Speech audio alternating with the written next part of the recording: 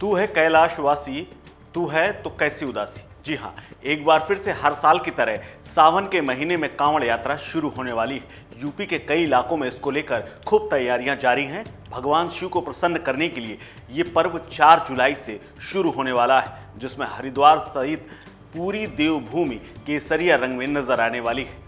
हर साल की तरह इस बार भी हरिद्वार और ऋषिकेश में दूसरे राज्यों के कांवड़ यात्री पहुंचेंगे और गंगा जल भरकर भगवान शिव का जलाभिषेक करेंगे।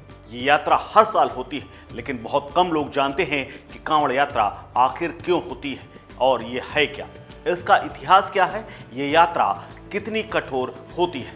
अगर आप भी उन्हीं में से शामिल हैं जिन्हें कांवड़ यात्रा का असल मकसद नहीं पता, तो बने रहिए मेरे साथ। नमस्कार, मैं हूं कुलदीप द्विवेदी और आप देख रहे हैं वन इंडिया हिंदी।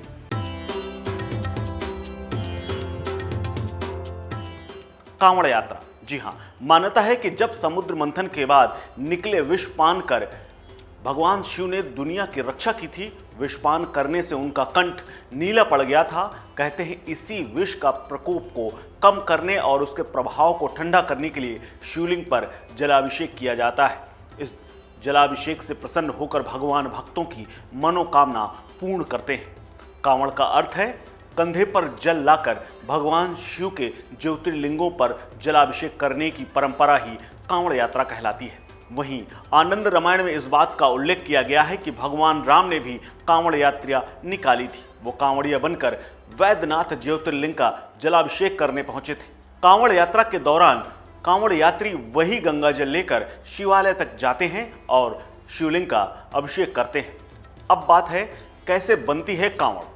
आपको बता दें, हरिद्वार में कई जगह कांवड़ तैयार की जाती है। कांवड़ बनाने में बांस, फेविकोल, कपड़े, डमरू, फूलमाला, घुंघरू, मंदिर, लोहे का बारीक तार और मजबूत धागे का प्रयोग किया जाता है। कांवड़ तैयार होने के बाद उसे फूलमाला, घंटी और घुंघरुओं से और तमाम साज सज्जा से उसे तैयार किया जाता है। इसके बाद गंगा जल का भार पिटारियों में रखा जाता है। धूप दीप जलाकर बम भोले के जयकारों और भजनों के साथ कांवड़ यात्री जल भरने जाते हैं और भगवान शिव का जलाभिषेक करते हैं, जिसे प्रसन्न होकर शिव आशीर्वाद देते हैं। कांवड़ यात्रियों के लिए कुछ नियम भी हैं जो कि बेहद कठिन भी हैं।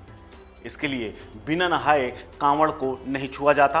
तेल, साबुन, कंघी का प्रयोग नहीं किया जाता। सभी कांवड़ यात्री एक दूसरे को भोला या फिर भोली कहकर बुलाते हैं। यहाँ ध्यान रखना होता है कि कांवड़ कहीं भी जमीन पर ना छू पाए। डाक कांवड़ यात्रा में शरीर से उत्सर्जन की क्रियाएं तक वर्जित होती हैं।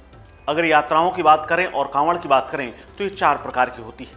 एक होती है सामान्य कांवड़। इसमें यात्री जहां चाहे रुककर आराम कर सकते हैं, लेकिन उन्हें एक खास बात का ध्यान रखना होता है। आराम करने के दौरान कांवड़ जमीन पर नहीं छूनी चाहिए।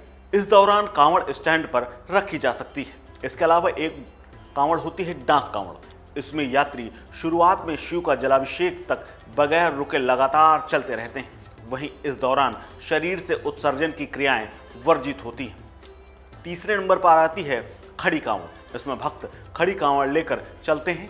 उनकी मदद के लिए कोई ना कोई सहयोगी उनके साथ चलता रहता है। इसके बाद चौथे नंबर पर आती है दांडी कांवड़। इसमें भक्त नदी के तट से शिवधाम तक की यात्रा दंड देते हुए पूरी करते हैं। ये बेहद मुश्किल यात्रा होती है। इसमें कई दिन और कभी कभी कई महीनों का समय तक लग जाता है। लेकिन आजकल कांवड़ काफ़ी फैशनेबल हो गई है। इसमें डीजे का प्रयोग होता है और भोले यानी जो कांवड़ यात्री होते हैं वो नाचते गाते कूदते हुए जलाभिषेक के लिए निकल पड़ते हैं। इस खबर में फिलहाल इतना ही। बने रहिए वन इंडिया प्लस के साथ। नमस्कार।